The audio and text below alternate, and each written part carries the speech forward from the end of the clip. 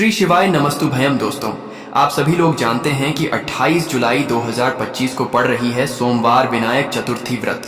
दोस्तों, ये जो सोमवार है श्रावण महीने में पड़ने वाला सबसे बड़ा सोमवार है, क्योंकि आषाढ़ महीने के बाद सावन का सोमवार पड़ रहा है, जिसका बहुत ही बड़ा और विशेष महत्व होता है।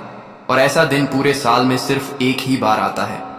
और दोस्तों, आप सभी लोग जानते हो कि सोमवार का अगर सबसे बड़ा कोई उपाय है तो वह 7 दूर्वा वाला उपाय है।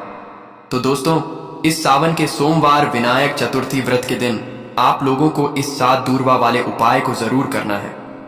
बहुत सारे लोग होंगे जिन लोगों ने इस उपाय को ना किया हो, मतलब पूरा साल निकल गया उन्होंने। किसी भी दिन दोस्तों आपके पास एक आखिरी मौका बचा हुआ है, जो कि 28 जुलाई विनायक चतुर्थी व्रत के दिन है। तो इस दिन आप लोगों को इस वाले उपाय को जरूर कर लेना है। भले ही आपने पूरे साल भर इस उपाय को ना किया हो, पर अगर आपने इस श्रावण महीने के सोमवार चतुर्थी के दिन अगर इस वाले उपाय को कर लिया, तो आपको इस उपाय को करने का वह फल मिलेगा जिसकी आपने कभी कल्पना भी नहीं करी होगी। इसीलिए आप लोग इस वाले उपाय को एक बार जरूर कर लेना, ताकि आप लोगों के हाथ से यह मौका ना जा सके और आपको इस उपाय को करने का फल मिल सके। दोस्तों, यह उपाय पंडित जी ने अपनी अभी की ही शिव महापुराण की कथा में बताया है, जिस उपाय को आज हम आपको बहुत अच्छे से समझाने वाले हैं। इस वीडियो को देखने के बाद इस उपाय को समझने के लिए आपको कोई और वीडियो को देखने की जरूरत नहीं पड़ेगी। तो चलिए दोस्तों, उपाय को शुरू करते हैं। देखिए, यह इस श्रावण महीने के सोमवार चतुर्थी के दिन यह इतना खास होता है, इतना महत्वपूर्ण होता है। देखा है, कभी कभी बड़े बड़े पूजा पाठ अनुष्ठान से जो मनोकामना पूर्ण नहीं होते, वह श्रावण महीने के दिन एक छोटे से उपाय करने से आपकी मनोकामना पूर्ण हो जाती है। और बहुत सारे लोगों ने इस उपाय को किया भी है और उनको इस उपाय को करने का फल भी जरूर मिला है। अगर आप लोग भी इस उपाय को करना चाहते हैं तो आप इस उपाय को पहले अच्छे से समझ लेना, सुन लेना, उसके बाद करना। आपको इस उपाय का फल जरूर मिलेगा। और इस उपाय को कर लेने से आपके घर में चाहे किसी भी प्रकार की दुख और समस्या क्यों ना चल रही हो, आपको उसका कारण भी नहीं पता है कि भाई ये समस्या किस कारण से चल रही है, उसका कुछ भी कारण हो सकता, जैसे पितृदोष हो सकता है या किसी भी तरह का मंगल दोष भी हो सकता है। तो इस दिन आप लोगों को ये वाला उपाय कर लेना है। ये एक ऐसा उपाय है जिस उपाय को अगर किसी विशेष दिन पर किया जाए तो भाई उस विशेष दिन का जो है वह तो हमें मिलता ही मिलता है, पर हमने उस दिन पर इस उपाय को किया है तो हमें उससे भी बड़ा फल मिलता है, और फल बहुत जल्दी मिलता है, क्योंकि आप इस उपाय को बहुत ही बड़े और विशेष दिन पर कर रहे हो। तो चलिए अब उपाय के बारे में बात करते हैं, लेकिन उससे पहले आप लोगों को यह जानना आवश्यक है कि आखिर यह उपाय किस समय करना है, किसको करना है और कैसे करना है। तो चलिए हम आगे आपको वीडियो में एक एक करके बता देते हैं। तो दोस्तों, इस 7 दूर्वा वाले उपाय को हमें इस सोमवार चतुर्थी के दिन कैसे करना है, किसको करना है, किस समय करना है और कहां पर करना है, ये सारे सवालों के जवाब आपको इस वीडियो में मिल जाएंगे। और जो यह वीडियो देखेगा भाई, उसको दूर्वा वाला उपाय जरूर करना चाहिए, क्योंकि इस दिन दूर्वा का भी बहुत ही बड़ा और विशेष महत्व होता है। और जब बात आ जाए 7 दूर्वा की, तो यह सोने पर सुहागा वाली बात हो जाती है, और यह एक बहुत ही बड़ा उपाय हो जाता है इस सोमवार का। तो अब दोस्तों, इस 7 दूर्वा वाले उपाय को आखिर करना किसको है, सबसे पहले हम लोग अब बात जान लेते हैं। तो देखो, घर की जो बड़ी माताएं बहनें होती हैं, उन माताओं बहनों में से कोई भी एक बड़ी माता बहन इस वाले उपाय को कर सकती है। और दोस्तों, अगर आप चाहे तो अपने घर में से सभी सदस्यों को भी इस उपाय को करवा सकते हैं। अगर किसी व्यक्ति की खुद की कोई मनोकामना है, खुद की कोई दुख और परेशानी है जो कि वह अपने लिए ही करना चाहता है, इस वाले उपाय को तो वह खुद अपने लिए भी कर सकता है। बाकी अगर कोई घर में से ऐसा है जो कि अपने ने पूरे घर परिवार की सुख और शांति के लिए ये वाला उपाय करना चाहता है, तो भाई वह भी कर सकता है। उसमें भी कोई दिक्कत वाली बात नहीं है। कहने का मतलब यह है कि इस उपाय को हर एक सदस्य भी कर सकता है, और पूरे घर परिवार के सदस्य के लिए घर की बड़ी माताओं बहनों में से कोई एक माता बहन भी कर सकती है। माताएं बहनें अगर घर में उपस्थित ना हो या वह यह वाला उपाय ना कर पा रही हो, तो फिर घर का कोई बड़ा सदस्य भी इस 7 दूर्वा वाले उपाय को कर सकता है, चाहे फिर वह पुरुष ही क्यों ना हो, उसमें कोई भी दिक्कत वाली बात नहीं है। अब दोस्तों, इस दूर्वा वाले उपाय को हमें करना कहां पर है? देखो, हमें शिवलिंग के पास में जाकर करना है। बहुत सारे लोग प्रश्न करते हैं, हर एक उपाय को करते समय क्या हम इस उपाय को घर पर या मंदिर में कर सकते हैं? देखो, तो इस वाले उपाय को आप मंदिर में करोगे तो अच्छा रहेगा, घर पे नहीं करना है इस वाले उपाय को। उसके बाद में दोस्तों, जो अगला प्रश्न निकल कर आता है वह ये आता है इस उपाय को लेकर कि आखिर इस उपाय को हम हम किस समय करना है, सुबह के समय करना है कि शाम के समय करना है। तो देखो, इस वाले उपाय को आप लोग सुबह के समय भी कर सकते हो और शाम के समय प्रदोष काल में भी कर सकते हो। अब अगर आप पूछो कि भाई सबसे उत्तम समय कौन सा रहेगा इस 7 दूर्वा वाले उपाय को करने का, तो हम आपसे बस यही कहेंगे कि इस उपाय को आप शाम के समय करेंगे तो ज्यादा बेहतर होगा। बाकी अगर सुबह के समय भी करेंगे तो भी अच्छा होगा, उसमें कोई भी दिक्कत वाली बात नहीं है। तो अब दोस्तों, जो अगली सबसे बड़ी और महत्वपूर्ण बात आती है वह यह आती है कि सुबह अगर हम उपाय को करेंगे तो हमें कितने बजे से लेकर कितने बजे तक के बीच में करना है, और शाम के समय प्रदोष काल में करेंगे तो हमें कितने बजे से लेकर कितने बजे के बीच में करना है। तो देखो, सुबह जितनी जल्दी हो सके आप उपाय को करने की कोशिश करना। बाकी अगर किसी कारणवश लेट भी हो जाओ, थोड़ी देर भी हो जाए, तो 10 या 11 बजे तक भी आप उपाय कर लेना, पर 12 बजे से ज्यादा देरी ना हो, ठीक है? इस बात का ध्यान रखना। उसके बाद में दोस्तों, अगर शाम के समय प्रदोष काल की बात करें, प्रदोष काल का जो समय होता है वह शाम के 6 बजे से शुरू हो जाता है। मतलब शाम के 6 बजे से लेकर 7 बजे के बीच का जो समय होता है, ये समय प्रदोष काल का समय होता है। पर अभी जो मौसम चल रहा है, इस मौसम में जो है शाम बहुत देरी से होती है, तो आप इस उपाय को 7 हार या 8 बजे के बीच में भी कर सकते हो। मतलब शाम के 6 हार बजे से रात 8 बजे के बीच में आप कभी भी इस वाले उपाय को कर सकते हो, उसमें कोई भी दिक्कत वाली बात नहीं है। परंतु सोमवार प्रदोष के दिन कोशिश करना कि समय के अंतर्गत ही कर लो। किसी कारणवश ना कर पाओ तो थोड़ा देरी से भी कर सकते हो, आपको उपाय का फल जरूर मिलेगा। देखिए, इस वीडियो में जितने भी उपाय हम आपको बताएंगे सभी उपाय सरल है। देखो, गुरुजी ने कहा है कि सोमवार के दिन आपको 7 दूर्वा वाला उपाय तो अवश्य ही करना चाहिए। वीडियो के अंतिम में आपको उपाय बताया है जो आपको करना है। देखो, आगे बढ़ने से पहले वीडियो को एक लाइक जरूर करें। देखो, सबसे पहला उपाय, यदि आपके जीवन में कर्जा बहुत अधिक है, आपके जीवन में संकट बहुत अधिक रहते हैं, आपके ऊपर बहुत अधिक विपदा आ रही है, बार बार आपको अपने व्यापार में और अपने धन में हानि देखने को मिल रही है, यानी कि आपको प्रत्येक कार्य में हानि हो रही है, तो आपको यह उपाय करना चाहिए। इस उपाय को करने के लिए आपको 2 चीजों की आवश्यकता होगी। सबसे पहले है दूर्वा। आप जानते हो, जो कि भगवान गणेश जी को समर्पित होती है, तो आपको वह दूर्वा की आवश्यकता होगी। साथ ही में 1 लोटा जल की आवश्यकता होगी। और आप जब भी उपाय को करें, उसको इस उपाय का फल बहुत ही जल्दी मिल जाएगी, क्योंकि यह साल की सबसे बड़ी सावन की पावन महीना गणेश चतुर्थी व्रत का दिन है, जो भगवान शिव जी और गणेश को समर्पित होता है। तो दोस्तों, अब हम समझते हैं कि इस 2 कनेर के फूल वाला उपाय को आपको करना कैसे है, और इस उपाय को करने का जो समय है वह क्या है। तो देखिए, इस सावन महीने की तीसरी सोमवार गणेश चतुर्थी व्रत के दिन किए जाने वाला यह 2 कनेर के फूल वाला जो उपाय है, यह मुख्य रूप से सुबह के समय होगा। किस समय होगा? सुबह के समय होगा। आपको कोशिश यही करनी है कि सुबह के समय हम इस 2 कनेर के फूल वाला उपाय को कर लें। पर किसी कारणवश अगर आप सुबह इस उपाय को ना कर पाओ, आपको कहीं काम से जाना हो या किसी और काम की वजह से आप उपाय को न कर पाओ, तो आपके पास फिर दूसरा मौका रहेगा, जो कि शाम के समय का रहेगा, प्रदोष काल का रहेगा, क्योंकि यह सावन मास की तीसरी सोमवार गणेश चतुर्थी व्रत का दिन है, और यह दिन बहुत ही कम आता है पूरे साल भर में। इसलिए जब आपको मौका मिल जाए तब आप इस उपाय को जरूर कर लेना। कोई भी उपाय हो, आप कभी भी कर सकते हो। सोमवार गणेश चतुर्थी व्रत के दिन बस कोशिश करना कि समय के थोड़ा मतलब अंतर्गत ही कर लो, आपको उपाय का फल जरूर मिलेगा। अगर आपके जीवन में भी किसी भी प्रकार की समस्या चल रही है, आप साल भर से बहुत परेशान हैं, तो गुरुजी ने कहा अब परेशान होने की जरूरत नहीं है। बस 28 जुलाई 2025 सावन की पावन महीना गणेश चतुर्थी सोमवार के दिन इस 2 कनेर के फूल वाला उपाय आपको जरूर करना चाहिए। तो चलिए जानते हैं इस विशेष उपाय के बारे में। लेकिन उससे पहले एक प्रार्थना है। अगर आप चैनल पर नए हो या मेरी आवाज आज पहली बार सुन रहे हो, तो कृपया चैनल को सब्सक्राइब अवश्य कर लें और कमेंट बॉक्स में हर हर महादेव ओम नमः शिवाय जरूर टाइप कर देना। इसके साथ ही अपना नाम और राशि भी जरूर टाइप कर देना। तो देखिए, आप सभी जानते हैं कि सावन सोमवार गणेश चतुर्थी की जो दिन होती है, वह हमारे महादेव और माता पार्वती के मिलन की दिन होती है। इसके साथ इस दिन गणेश जी को भी पूजा जाता है, और इस दिन जो भी उपाय किया जाता है वह हमारे शिव और शक्ति को प्रसन्न करने वाले उपाय होते हैं, और हमारी सारी मनोकामनाएं को परिपूर्ण करने वाले उपाय होते हैं। तो इस वीडियो में भी हम लोग पूज्य गुरुजी द्वारा बताए गए कुछ बहुत ही खास उपायों के बारे में जानेंगे। यह उपाय आपके जीवन में चल रही सभी समस्याओं को तो समाप्त करेंगे ही, और साथ ही साथ आपके घर में धन धान्य की वृद्धि भी करेंगे और आपके सभी दुख तकलीफ भी खत्म होती है। तो चलिए जानते हैं पूज्य गुरुजी द्वारा बताए गए सबसे पहले उपाय के बारे में। देखिए, इस उपाय के लिए आपको एक लोटा जल ले लेना है। हमेशा की तरह तांबे के पात्र में आपको अपने किचन से ही जल लेना है और इसी के साथ आपको ले लेना है 2 कनेर के फूल।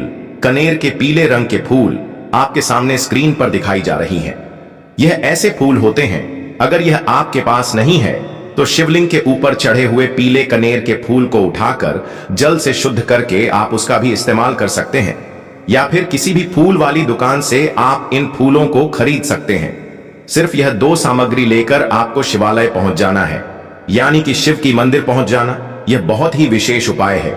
जिन लोगों की कोई विशेष मनोकामना है जो परिपूर्ण अभी तक नहीं हो पा रही है, तो उस मनोकामना को परिपूर्ण करने के लिए इससे अच्छा उपाय सावन सोमवार गणेश चतुर्थी व्रत दिन के लिए कोई भी नहीं हो सकता है। देखिए, आप शिवालय पहुंचने के बाद सबसे पहले आप दक्षिण दिशा में बैठ जाइएगा और उत्तर दिशा की तरफ अपना फेस कर लीजिएगा। लेकिन अगर शिवालय में भीड़ भाड़ बहुत है तो फिर ऐसी स्थिति में आप किसी भी दिशा में बैठकर शिवलिंग की पूजा प्रार्थना कर सकते हैं।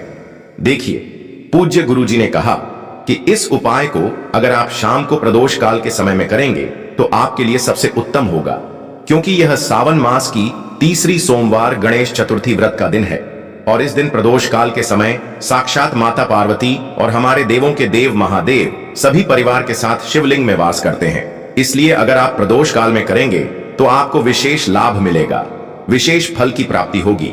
लेकिन बहुत से ऐसे शिवालय हैं जिनमें शाम के समय जल समर्पित करने नहीं दिया जाता है, तो फिर ऐसे में आप लोग पूरे दिन में किसी भी समय इस उपाय को कर सकते हैं।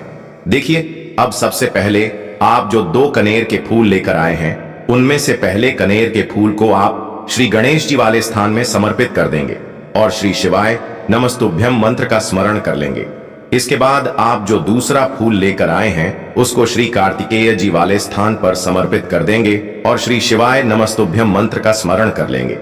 फिर उसी शिवलिंग से 3 फूल और उठा लेंगे, क्योंकि आप 2 ही फूल लाए थे ना। इसके बाद तीसरा कनेर का फूल माता अशोक सुंदरी वाले स्थान में समर्पित कर देंगे और श्री शिवाय नमस्तुभ्यम मंत्र का स्मरण कर लेंगे। अब चौथे कनेर का फूल माता पार्वती के हस्त कमल में समर्पित कर देंगे। देखिए, शिवलिंग जिस स्थान पर रखा रहता है, यानी शिवपिंडी जिस स्थान पर रखी रहती है, उस पूरे गोल गोल वाले स्थान को माता पार्वती का हस्त कमल कहते हैं और यहीं पर आपको यह चौथा कनेर का फूल समर्पित कर देना है। इसके बाद आप जो 5वां कनेर का फूल लिए हैं उसको समर्पित कर देंगे शिवलिंग के ऊपर। लेकिन यह फूल शिवलिंग के ऊपर समर्पित करते हुए आपको शिव और माता पार्वती का स्मरण कर लेना है। श्री शिवाय नमस्तुभ्यम मंत्र का स्मरण करते हुए आपके जीवन में अगर धन की समस्या चल रही है तो उसको आप महादेव से दूर करने की प्रार्थना कर लीजिए, या फिर आप अपनी बच्चों की नौकरी के लिए यह उपाय कर रहे हैं तो उसके लिए महादेव से प्रार्थना कर लीजिए, या फिर आप अपने मकान जमीन जायदाद के लिए, या फिर आप अपने बच्चों के विवाह के लिए यह उपाय कर रहे हैं तो उसके लिए भी महादेव से प्रार्थना कर लीजिए। जिस भी मनोकामना के लिए आप यह उपाय कर रहे हैं तो उस मनोकामना का स्मरण करिए और महादेव से उस मनोकामना को पूर्ण करने की प्रार्थना करिए। फिर श्री शिवाय नमस्तुभ्यम मंत्र का स्मरण करते हुए यह आखिरी फूल आपको शिवलिंग के ऊपर समर्पित कर देना है। इसके बाद आप जो एक लोटा जल लेकर आए हैं उसमें से थोड़ा जल आप सबसे पहले श्री गणेश जी वाले स्थान पर आपने जो फूल समर्पित किया है उसमें समर्पित कर दीजिए। फिर थोड़ा सा जल आप श्री कार्तिकेय जी वाले स्थान पर जो फूल समर्पित किए हैं उसके ऊपर थोड़ा सा समर्पित कर दीजिए। फिर तीसरे नंबर पर आपने जो फूल माता अशोक सुंदरी वाले स्थान पर समर्पित किया है उस पर एक थोड़ा था जल समर्पित कर दीजिए। फिर चौथे नंबर पर आपने जो माता पार्वती के हस्त कमल में फूल समर्पित किया है उसके ऊपर थोड़ा सा जल समर्पित कर दीजिए। ऐसा करते हुए पूरा जल आप शिवलिंग के ऊपर धीरे धीरे समर्पित करते जाइए तथा लगातार श्री शिवाय नमस्तुभ्यम मंत्र का स्मरण करते जाइए। अगर आपको शिव परिवार के बारे में पता नहीं है तो सामने आपको एक पिक्चर दिखाई जा रही, शिव परिवार एक इमेज लगी दिखाई जा रही है जिसमें आपको पूरा परिवार दिखाया जा रहा है। इसमें श्री गणेश जी का स्थान कहाँ है, श्री कार्तिकेय जी का स्थान कहाँ है, माता अशोक सुंदरी का स्थान कहाँ है, माता पार्वती का स्थान कहाँ है, यह सारे स्थान आपको दिखाई जा रहे हैं और इन्हीं स्थानों पर आपको यह फूल समर्पित करने हैं। पूज्य गुरु जी कहते हैं कि जो भी व्यक्ति 28 जुलाई 2025 सावन महीने की सोमवार गणेश चतुर्थी व्रत के दिन इन 5 स्थानों पर यानी इस पूरे शिव परिवार के ऊपर यह पीले कनेर के फूल समर्पित करके जल समर्पित कर देता है तो उसके जीवन की कोई भी मनोकामना हो वह महादेव की कृपा से बहुत ही जल्द परिपूर्ण हो जाती है। तो दोस्तों, इस विशेष उपाय को आप जरूर कीजिएगा। अब हम लोग जानते हैं गुरु जी द्वारा बताए गए दूसरे खास उपाय के बारे में। यह उपाय भी आपकी मनोकामना को ही परिपूर्ण करने के लिए है। इस उपाय के लिए भी आपको एक लोटा जल ले लेना है और साथ ही 3 बेलपत्र ले लेनी है। एक लोटा जल आपको अपने किचन से लेना है और बेलपत्र अगर आपके पास हो तो ले लीजिए और ना हो तो फिर आप शिवलिंग के ऊपर चढ़ी हुई बेलपत्र को उठाकर जल से शुद्ध करके फिर उसका भी इस्तेमाल कर सकते हैं। अगर आप पहले उपाय न कर सके तो फिर आप इस दूसरे उपाय को कर सकते हैं। दोनों ही उपाय आपके जीवन की मनोकामना को परिपूर्ण करने के लिए है, धन धान्य के भंडार को भरने के लिए है। देखिए, अब सबसे पहले यह दोनों सामग्री लेकर आपको पहुंच जाना है किसी बेल वृक्ष के नीचे। यह उपाय भी आप सुबह से लेकर शाम तक किसी भी समय कर सकते हैं। बेलपत्र के वृक्ष के नीचे पहुंचकर बेलपत्र की जड़ के आसपास आपको कहीं बैठ जाना है, लेकिन आपको अपना फेस उत्तर दिशा की तरफ करना है, यानी आपका जो चेहरा होगा वह उत्तर दिशा की तरफ होगा। उत्तर दिशा की तरफ आपको अपना मुख रखना है और फिर यह तीनों बेलपत्र आपको अपनी हथेली में रखना है और आपको अपनी मनोकामना बोल देनी है। जिस भी मनोकामना के लिए आप यह उपाय कर रहे हैं, अपनी मनोकामना का स्मरण कर लीजिए और इस बेलपत्र को आप बेलपत्र के पेड़ की जड़ के पास कहीं पर रख दीजिए और श्री शिवाय नमस्तुभ्यम मंत्र का स्मरण करते हुए 1 या 2 मिनट बाद इस बेलपत्र को वापस उठा लीजिए और फिर यह दोनों सामग्री लेकर आप शिवालय आ जाइए। अब शिवालय आने के बाद यह बेलपत्र आपको शिवलिंग के ऊपर समर्पित कर देनी है और फिर से आपको वही मनोकामना बोल देनी है जो आपने बेलपत्र के वृक्ष के नीचे बोली थी। दोनों जगह आपको एक ही मनोकामना बोलनी है, इस बात का आप ध्यान रखिएगा। फिर इसके बाद आप जो एक लोटा जल लेकर आए हैं इसको धीरे धीरे इसी बेलपत्र के ऊपर समर्पित करते जाइए तथा लगातार श्री शिवाय नमस्तुभ्यम मंत्र का स्मरण करते जाइए। पूज्य गुरु जी ने कहा कि जो भी व्यक्ति इस विशेष उपाय को सावन सोमवार गणेश चतुर्थी व्रत के दिन करता है तो उसकी बड़ी से बड़ी मनोकामना शिव और शक्ति की कृपा से बहुत ही जल्द परिपूर्ण हो जाती है। तो देखिए, अब जानते हैं गुरु जी द्वारा बताए गए तीसरे उपाय के बारे में। यह उपाय आपके जीवन की सारी तकलीफों को समाप्त करके धन धान्य के भंडार को भरने के लिए, इस उपाय के लिए आपको 21 चावल के दाने ले लेने हैं। 21 चावल के दाने कहीं से भी टूटे हुए नहीं होने चाहिए, खंडित नहीं होने चाहिए। फिर इसी के साथ आपको 11 हरे मूंग के दाने ले लेने हैं, यानी हरे साबुत मूंग के दाने ले लेने हैं, जिसे कहीं कहीं पर खड़े मूंग के दाने भी कहते हैं। फिर इसके बाद सबसे आखिर में आपको 2 बेलपत्र ले लेनी है। बेलपत्र भी कहीं से कटी फटी नहीं होनी चाहिए। देखिए, 28 जुलाई 2025 सावन महीने की तीसरी सोमवार गणेश चतुर्थी व्रत के दिन आपको यह तीनों सामग्री कहीं ना कहीं से एकत्र जरूर कर लेनी है। अब यह सारी सामग्री लेकर आप शिवालय पहुंच जाएं। इस उपाय को आप शाम को प्रदोष काल के समय में ही करेंगे। देखिए, शिवालय पहुंचने के बाद सबसे पहले शिवालय की चौखट होती है, वहां पर आपको यह 21 चावल के दाने समर्पित कर देने हैं और श्री शिवाय नमस्तुभ्यम मंत्र का स्मरण कर लेना है। शिवालय की जो चौखट होती है जहां से आप अंदर प्रवेश करते हैं, उसके दाहिने साइड या बाएं साइड या कहीं पर भी चौखट के ऊपर कहीं पर भी आप ये 21 चावल के दाने समर्पित कर दीजिए। इसके बाद आप अंदर जाइए और शिवलिंग के सामने जो नंदी महाराज होते हैं, यानी जो नंदीश्वर भगवान होते हैं, उनका जो पैर उठा हुआ रहता है उसके बगल में आपको 11 हरे मूंग के दाने समर्पित कर देने हैं। जो पर उठा हुआ रहता है उसके बगल में 11 हरे मूंग के दाने समर्पित कर दीजिए और श्री शिवाय नमस्तुभ्यम मंत्र का स्मरण कर लीजिए। इसके बाद आप जो 2 बेलपत्र लेकर आए हैं उनको जो शिवलिंग में माता अशोक सुंदरी वाला स्थान होता है वहां पर समर्पित कर देना है। माता अशोक सुंदरी वाले स्थान पर 2 बेलपत्र समर्पित कर देना है। बेलपत्र की डंडी बाहर की तरफ रहेगी और बेलपत्र की चिकनी साइड वाला हिस्सा नीचे की तरफ रहेगा। इसके बाद फिर से आपको श्री शिवाय नमस्तुभ्यम मंत्र का स्मरण करते हुए अपनी मनोकामना का स्मरण कर लेना है। पूज्य गुरु जी ने कहा कि 28 जुलाई सावन महीने का तीसरा सोमवार गणेश चतुर्थी व्रत के दिन जो भी व्यक्ति यह वाला उपाय कर लेता है तो उसके जीवन के सारे संकट समाप्त हो जाते हैं और उसको कभी भी धन धान्य की कमी नहीं होती है। तो दोस्तों, अब हम जानते हैं पूज्य गुरु जी द्वारा बताए गए सबसे आखिरी उपाय के बारे में। यह उपाय भी आपके कार्यों में आपको सफलता प्राप्त करने के लिए है। तो इस उपाय के लिए भी आपको एक लोटा जल ले लेना है। तांबे के पत्र में आपको अपने किचन से जल ले लेना है और साथ ही साथ आपको ले लेने हैं 3 शमी के पत्ते। शमी के पत्ते भगवान गणेश को भी अत्यधिक प्रिय होते हैं और महादेव को भी अत्यधिक प्रिय होते हैं। देखिए, फिर इसी के साथ सबसे आखिर में आपको ले लेना है एक दीपक। आप चाहे तो मिट्टी का ले लें या फिर अपने घर पर आप शुद्ध आटा मारकर उसका भी दीपक तैयार कर सकते हैं। आपको इसमें लंबी बत्ती का प्रयोग करना है और शुद्ध देसी घी का प्रयोग करना है। अब सिर्फ यह 3 सामग्री लेकर आपको शिवालय पहुंच जाना है। शिवालय इस उपाय को भी अगर आप शाम के समय में करेंगे तो आपके लिए सर्वोत्तम होगा। लेकिन बहुत से ऐसे शिवालय होते हैं जिनमें शाम के समय में जल समर्पित करने नहीं दिया जाता है, तो फिर ऐसे में इस उपाय को पूरे दिन में किसी भी समय कर सकते हैं। देखिए, शिवालय पहुंचने के बाद सबसे पहले आप जो 3 शमी के पत्ते लेकर आए हैं उनमें से 2 शमी के पत्ते आप भी गणेश जी वाले स्थान में समर्पित कर देना है।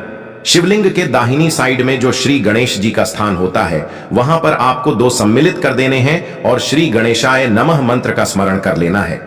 फिर इसके बाद 1 शमी के पत्ते आपको शिवलिंग के ऊपर समर्पित कर देना है और ओम नमः शिवाय या फिर श्री शिवाय नमस्तुभ्यम, इन दोनों में से किसी भी एक मंत्र का स्मरण कर लेना। फिर इसके बाद आप जो एक लोटा जल लेकर आए हैं उसको सबसे पहले श्री गणेश जी वाले स्थान में थोड़ा सा समर्पित कर दीजिए और श्री गणेशाय नमः मंत्र का स्मरण कर लीजिए। फिर इसके बाद बचा हुआ पूरा जल आप शिवलिंग के ऊपर समर्पित कर दीजिए और फिर श्री शिवाय नमस्तुभ्यम मंत्र का स्मरण करते जाइए। इसके बाद आप जो एक दीपक लेकर आए हैं उस दीपक को आप वहीं शिवलिंग के पास कहीं पर रखकर प्रज्वलित कर लीजिए और ओम नमः शिवाय मंत्र का स्मरण करते हुए अपनी मनोकामना बोलते हुए, मनोकामना आपकी जी भी प्रकार से संबंधित हो, चाहे धन प्राप्ति से संबंधित हो, चाहे व्यापार के लिए हो या फिर किसी भी प्रकार की मनोकामना हो, उसकी परिपूर्ण करने की आप महादेव से प्रार्थना कर लीजिए और साथ ही साथ भगवान गणेश से प्रार्थना कर लीजिए। देखिए, इस उपाय के लिए आपको भगवान गणेश के एक बहुत ही प्रिय नाम मयूर ध्वज के नाम का स्मरण करना है। कौन से नाम का? मयूर ध्वज। मयूर ध्वज के नाम का स्मरण करते हुए इस दीपक को प्रज्वलित कर लीजिए और सबसे आखिरी शमी पत्र आपको इसी दीपक में डाल देना है। गुरु जी ने कहा कि सावन मास की तीसरी सोमवार गणेश चतुर्थी व्रत के दिन विशेष रूप से भगवान गणेश जी और महादेव के लिए किए जाने वाले यह उपाय आपकी समस्त मनोकामनाएं को परिपूर्ण करने के लिए है। तो दोस्तों, ये थे पूज्य गुरु जी द्वारा बताए गए कुछ बहुत ही खास उपाय। अगर आपको जानकारी अच्छी लगी हो तो वीडियो को लाइक, शेयर और चैनल को सब्सक्राइब जरूर कीजिएगा। तो मिलते हैं फिर एक नए वीडियो के साथ। हर हर महादेव।